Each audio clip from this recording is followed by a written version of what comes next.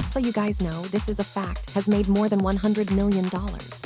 That is separate from the $40 million they made at Mar-a-Lago the other night. You have the truth and the facts. You don't need anything else. I've seen the autopsy report. I've seen all of that. If you have the truth and you don't believe the truth, I don't know what to tell you. What do you miss most? How are his parents doing? Because his parents are private.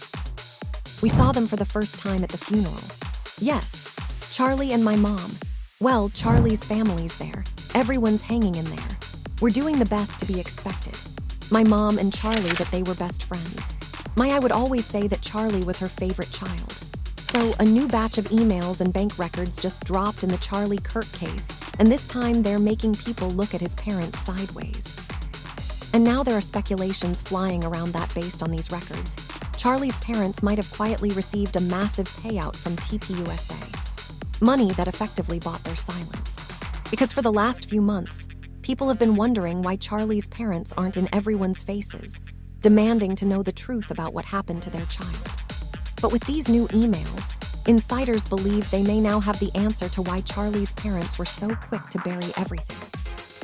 So that leaves one question hanging in the air. Did Charlie's parents really put a price on their grief? Or is the payment a cover-up for something even darker? Why doesn't anybody know anything about Charlie Kirk's parents? I just saw a video about this, and it had literally never occurred to me that no one is talking about. We have not heard from or seen footage of anybody other. So, as y'all know, Charlie Kirk's parents suffered a devastating loss when their son was assassinated in broad daylight. And people have been trying to find out how they're holding up. But weirdly, it's been complete silence on their part. And at first, people thought that they just wanted to grieve privately without having the entire world in their business.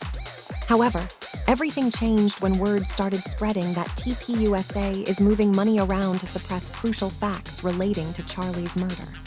And the first person to break this news was Candace Owens.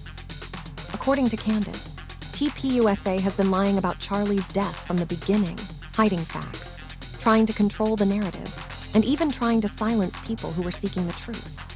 She claimed that it was weird that TPUSA management was doing everything they could to sweep the details under the carpet and just convince everybody that Charlie's killer was acting alone, when in reality, the facts of the case tell a completely different story.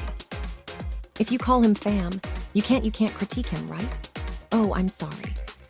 We actually are showing a clip of Rob McCoy defending or trying to launder reputation of that's fam. That's the CK show, fam. Oh, I'm sorry. We are actually pointing to the fact that we know for certain that this organization is deviant, but shockingly everyone turned on her, accusing her of using Charlie's death to boost her platform. Even TPUSA made a statement essentially calling her a liar and challenging her to provide receipts for everything she was saying. However, everything changed when an alleged whistleblower started spreading word around that Candace was right about TPUSA all along. The evidence suppression, the deleted files, the cover-up. But what completely blew people away was when Charlie's parents' names entered the chat. Because allegedly, not only did they know about all these lies and cover-ups, they actually benefited from it by receiving a huge settlement from TPUSA. And once that little detail spread on the internet, all their past actions suddenly started to make a lot of sense. Now, here's where things get more interesting. The moment the internet latched on to the idea that Charlie's family was somehow in on the cover-up, they started digging into it. And as people followed the money trail, it all led back to TPUSA and Charlie's family. So, as y'all might know, TPUSA has made a ton of money since Charlie's death by selling Charlie-themed merch. But here's the thing, people didn't have issues with the idea of TPUSA selling merch to Charlie's fans. What they found super shocking was how fast they started trying to profit off his death. Literally the day after Charlie died, TPUSA had already put up a shirt on their website featuring a black drawing of Charlie holding up a fist and the words, "Here I am, Lord, send me." Isaiah 68. Within the next week after his death, TPUSA released 5 more shirts on their website.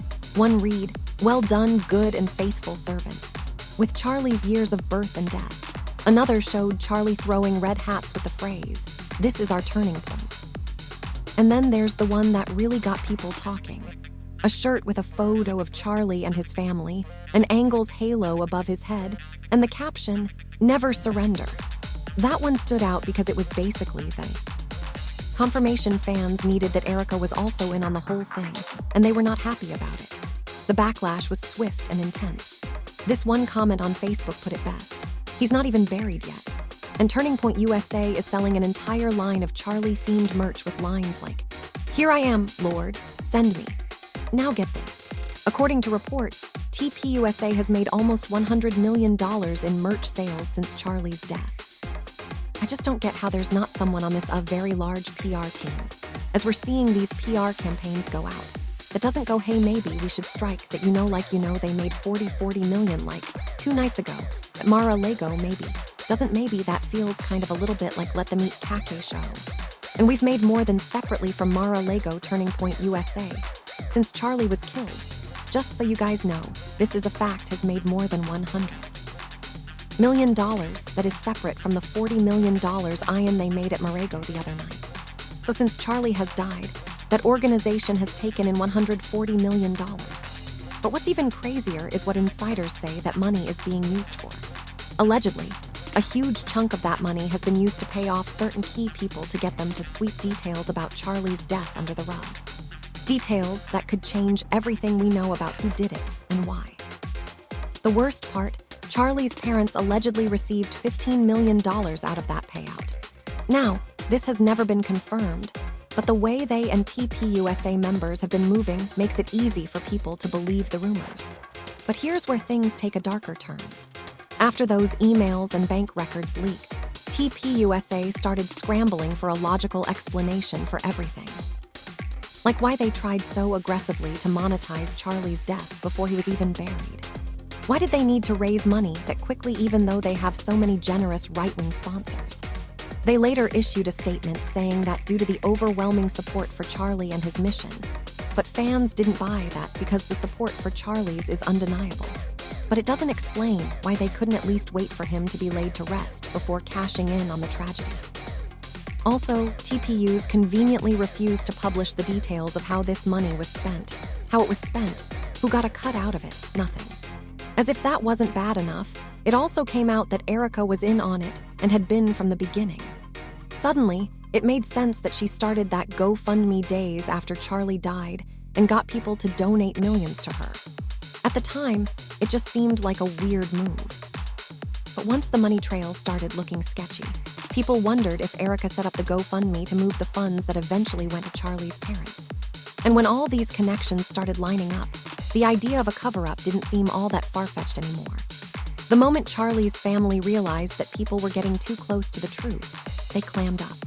His parents completely erased their social media presence, and his sister just continued posting normally like nothing had happened.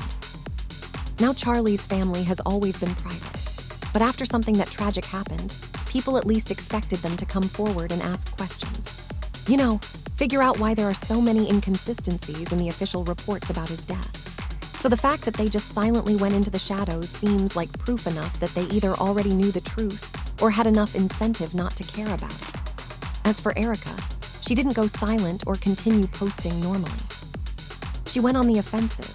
In a recent interview, she basically branded everyone asking these questions and demanding accountability as her enemy. Then, when she was asked about Candace Owens' repeated calls for justice for Charlie and calling out TPUSA, she gave the cameras a death glare and said one word, stop. But the way she said it, it felt like she wanted it to sound like a threat. The podcaster Candace Owens. Okay. At one time a friend of Charlie's, at one time an employee of Turning Point. She has been one of the main peddlers of these conspiracies, and she is making a huge amount of money on it. She is building her business off of these lies. What do you want to say to her and the other people that are putting these lies out into the world right now? Stop. That's it. That's all I have to say. Stop. In all this, the worst response came from TPUSA itself. They essentially acted as if they hadn't seen any of the comments on social media and continued printing more Charlie merch to sell at events. And when the Charlie Kirk show host Blake Neff finally responded, he shifted all the blame to Candace and challenged her to a live stream to clear up all the accusations. But fans saw right through that for what it was. Classic deflection. And at the end of the day, that's where this story really sits in the unanswered questions. Because right now, no court has ruled on these claims. No authority has confirmed the emails, and no one inside TPUSA has fully explained the money trail people are pointing to. But what is real is the silence. Their refusal to clarify and the decision to monetize tragedy instead of slowing down and being transparent just made everything even worse. And for a movement built on truth and accountability, this refusal to answer basic questions is baffling. It's creating a vacuum, one that speculations are now filling.